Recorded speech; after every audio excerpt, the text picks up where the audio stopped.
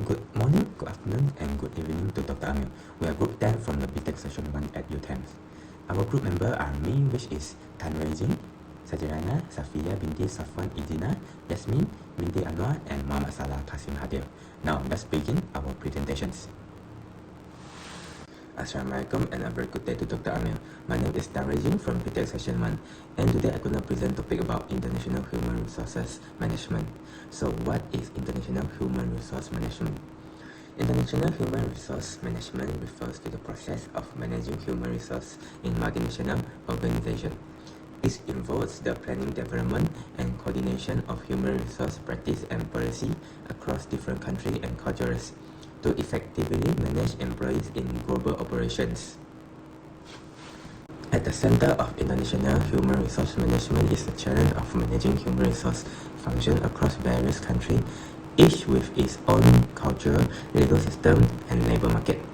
There are 6 key areas highlighted here, which is recruitment, training, selection, compensation, performance appraisals, and international boundaries. First is recruitment. This refers to finding and attracting qualified candidates globally.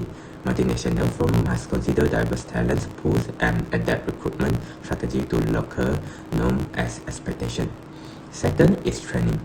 Employees in global operations need to be trained not only in technical skill but also in cross-cultural communication and global standards. Third is selection. Choosing the right candidates is even more critical when it involves expatriate assignment or hiring in a foreign country. Factors like cultural fit, adaptability, and language skill often matter as much as technical ability. Number 4 is compensation. Pay structure need to be fair, competitive, and compliant with local laws while aligning with global human resource policy. Next is performance appraisal. Evaluating employee performance across borders can be complex. Finally is our international boundaries. All human resource activities must respect and navigate international boundaries, including difference in labor law, employment regulation, tax system, and work cultures. As businesses expand globally, managing a diverse and international workforce becomes a key factor for success. That's where international human resource management plays a vital role. So, this slide highlights the main importance of international human resource management in context of globalization, focusing on 6 core areas. First, we have managing cultural diversity. Different countries have different work ethic, communication style, and belief. International human resource management helps organizations embrace this difference to create more exclusive and productive work environment. Second is legal regulatory compliance. Each country has unique employment law. International human resource management ensures that companies follow this regulation to avoid legal issues and maintain smooth operation. Third is global talent management. This involves attracting, developing, and retaining skilled employees from various parts of the world. International human resource management is responsible for designing a fair and competitive HR policy on a global scale. Fourth is the challenge of standardization versus localization. Companies must balance global HR standards with local practice. International human resource management helps align global companies' values with the local needs without causing conflicts. Number 5 is communication and integration.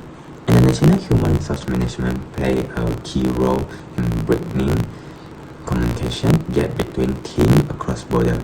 It ensures effective collaboration through tools, trainings, and culture awareness. And finally is expatriate management.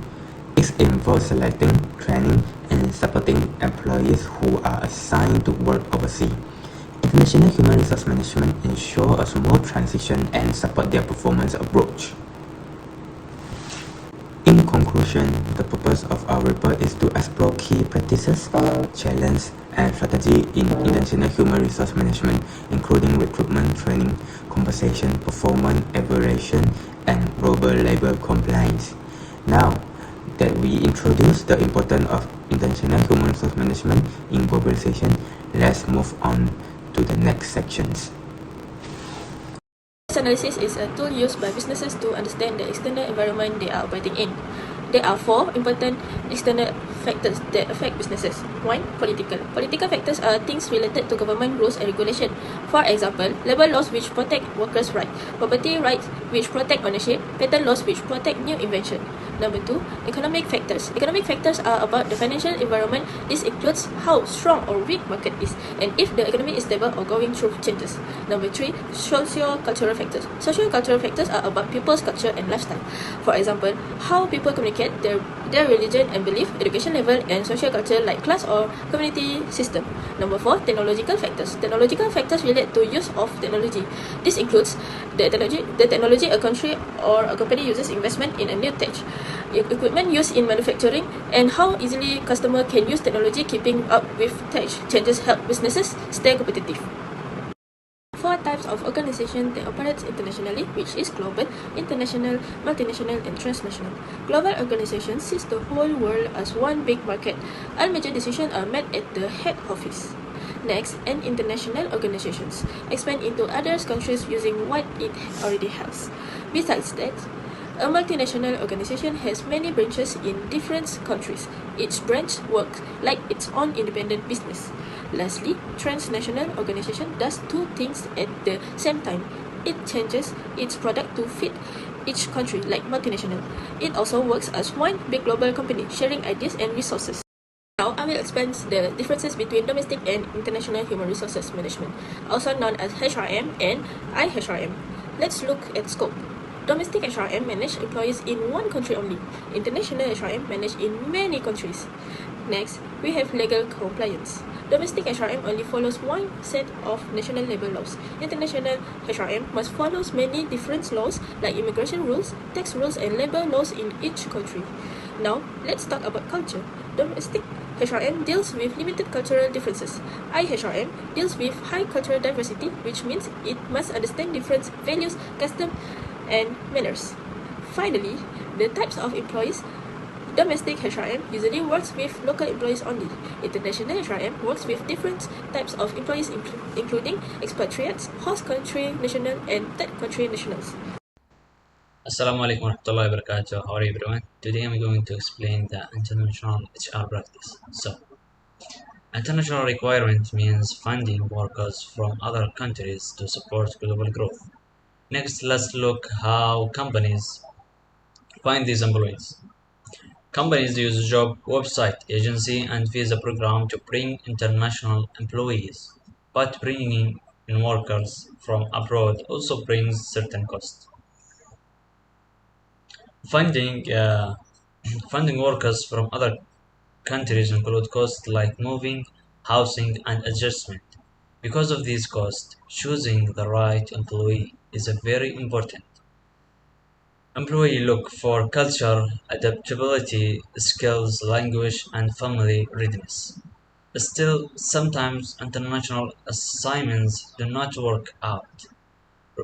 Problems happen. So, problem happens if workers cannot adapt or do not get enough support. So next slide, I'll be talking about challenge in managing international HRM. So they have 4 too. 1. Compensation. One major challenge is compensation.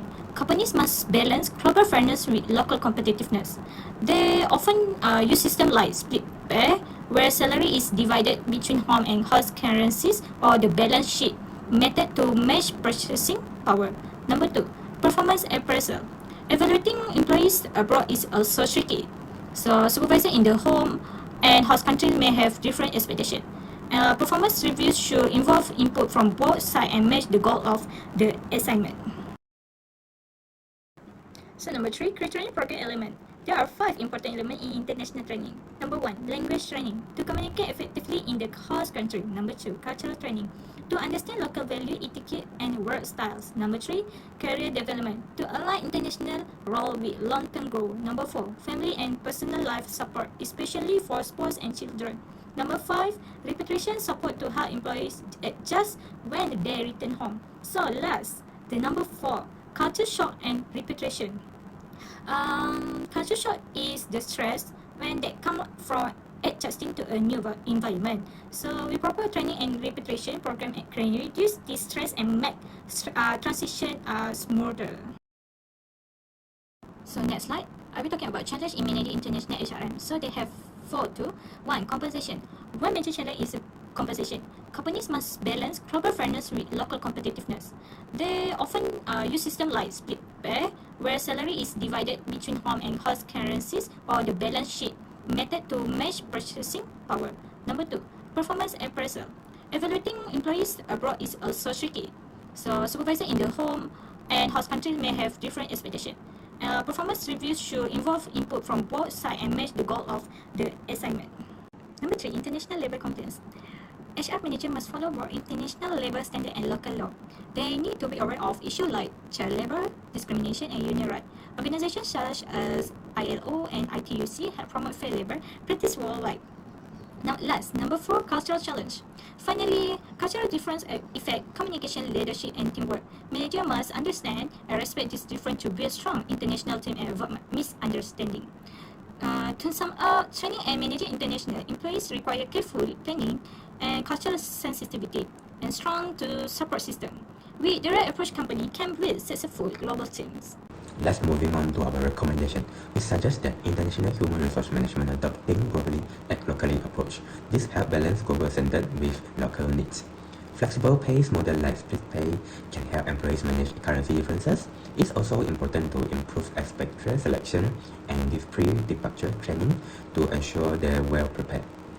Hiring a mix of host and third country national can reduce costs and ease cultural integration.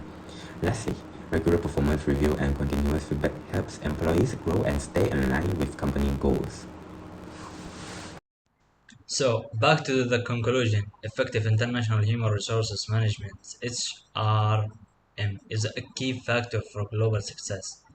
HR practice must work with the local laws, culture, and organization context, emphasizing adaptability, culture intelligence, and strategic HR planning is essential to meet the demands of a dynamic international workforce.